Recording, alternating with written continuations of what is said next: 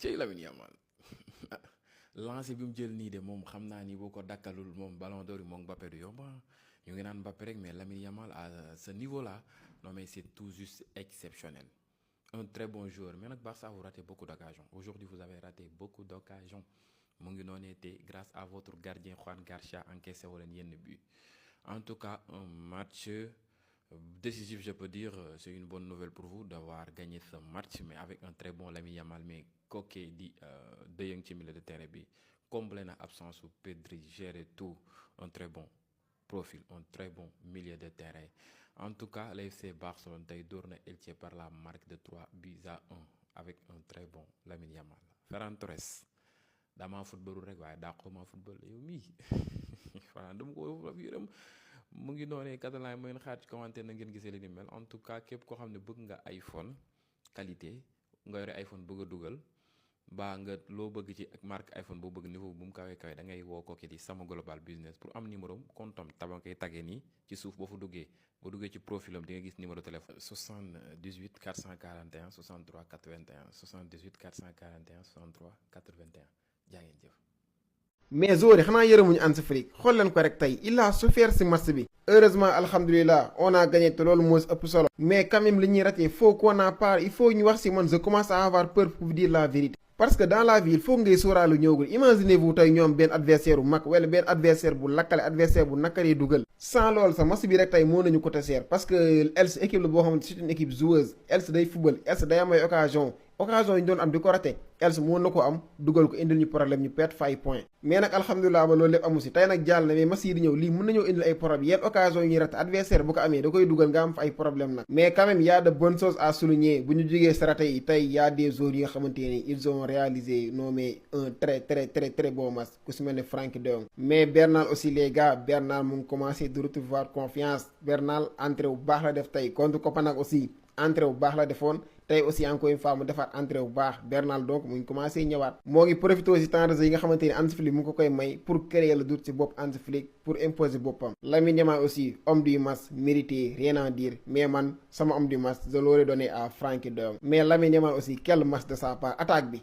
tey mën naa ne moom rek moo sa nekk joueur bi nga xamante ni def na matcham Ferran Torres dugal na mais match bi mu def tey jii du match pour man parce que li ma tax dafa bëri trop. Rashford dugal na mais Rashford aussi bu baaxoon mën na fa dugal triplé donc man tey attaque bi pour man Lamine Yamal voilà moo fa gën a moom rek moo fa dox pour man moom kese moo fa dox. Rafinha malheureusement dafa génn sur blessure j'espère que narul nekk lu yàgg parce que li ma gis nii suñu attaquant yi di ko proposer nii Rafinha blessé du baax sa ñun parce que ñi nga xam ne rateer la ñuy def Rafinha moom warul blessé. J'espère vraiment que ni nekkul lu grave et qu'il va vite revenir. Donc les gars, alhamdoulilah, victoire de FC Barcelone 3-1 contre LC grâce à un but de Lamine Yamal, but de Ferran Torres et un but de Marcus Rashford. Donc l'FC Barcelone toujours leader de la Liga. Visca Barça, Visca Catalunya, vamos. Gars yi tey ni ma ñëwee neexul de ni ma ñëwee neexul quoi absenté lu yàgg ñëw defaat sama retour le retour de Elzo mu waroon nekk noos ma ñëw di indaale victoire dëkkandoo yi tamit non waaye voilà sama gars yi victoire du Barça gis ngeen tey Barça dafa doon jouer la Liga 22e journée contre Elche mu dóor ko 3-1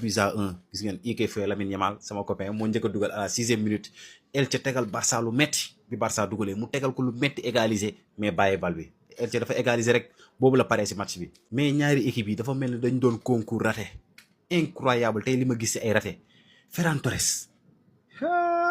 dugal na mais li mu raté tey non c'est du jamais vu tey ñoom ñaari côté yëpp raté comme pas possible.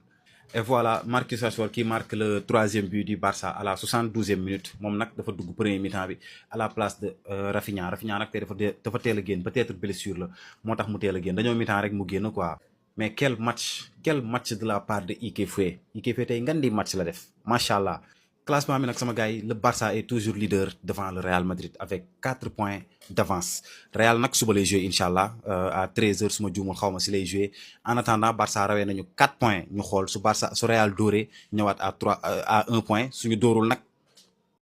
C'est fait sama gars yi une victoire très importante pour le FC Barcelone moo mujjee gagné tey 3-0 grâce à un but de Lamine Yamal Ferran Torres ak Marcus Rashford. Une victoire très importante contre une équipe boo xamante ni Elche une équipe boo xamante ni day taxaw di football équipe boo xamante ni day génn affronter la raison pour laquelle Barça dugal ko 3 buts facilement te Barça mënoon na ko dugal lu bari mais dañoo nekkoon di raté mais Lamine Yamal quel joueur Lamine Yamal oh c'est le meilleur joueur au monde Yamal moo boot match bi tout est passé par lui bal yépp ci moom lañ jaar franchement liggéey bu am solo mais aussi je vais parler de Frenkie de Jong. Frenkie de Jong c'est le patron xam nga kañ nga xam ne c'est un boss bu fi Pedri nekkul il prend toutes ses responsabilités damaa seetlu bu fi Pedri nekkee lay xaw a nelaw mais heure bu fi Pedri demee day wane ni man maay patron bi loolu la war na continuer mais Hansi Flick dama ko mere mi ngi nii saa yi jël na jaune 89 minutes la jël jaune prochain match bu jëlee carton jaune prochain beneen bi ci topp du jouer Hansi Flick boo mënewee 2 buts d'écart jëlal booy bi nga génnee ko amul lenn loo koy xoolal soxlawul nga koy téewaat ci équipe bi mënumaa def vidéo ba mu jeex te duma wax ci jëmm ji nii Ferran Torres franchement jàmbaar la mais aussi c'est un tocard Ferran Jackson mi ngi nii balaa moo dugal dina raté te Elche waroon naa ko dóor 7 dañoo raté ba kenn xamul lu ñu nduru mais alhamdulilah le plus important c'est notre victoire mais bu ñu paree faaw ñu concentré wu waat gën a travailler li nga xamante ne moo nekk suñu finition parce que on a un gros problème en attaque. Marcus Rashford aussi je vais te féliciter pour ton but actuellement c'est son 10e but avec le FC Barcelone c'est pas facile ñëw Barça adapté wu aussi facilement di dugal ay but donte dafa day raté Rashford tamit yow ak Ferran mënuma laa wax kan moo tane dañuy raté mais franchement félicitations à lui. actuellement instant bi da ngay réconforter affaire yi daal di jëlaat sa place li nga xamante ne moo nekk championnat bi da ngay rawee Real instant bi 4 points Real bu gañawee lay ñëwaat à 1 point donc mi ngi noonu on ne sait jamais.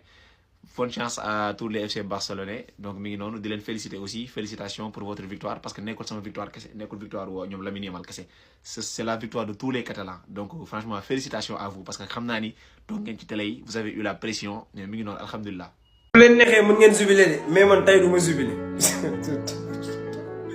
non mais quel match de malade victoire 3 buts à 1 grâce à Lamine Yamal Marcus Rashford qui entre en deuxième mi-temps ak ki nga xamante ni mooy Ferran Torres mais gars yi non mais bu ngeen seetaanee match bi vous allez être choqués dem leen ngeen seetaan highlight match bi pour yéen ñu ko seetaanoon non mais on a raté trop d'occasions regardez sur 10 grosses occasions on a marqué que 3 occasions maanaam équipe bi tey ñi amul occasion tey dañ koy compter xool leen tey ni ñu dominé wee Elche xool leen possession de balle nombre de tirs 30 tirs sur 9 ba pare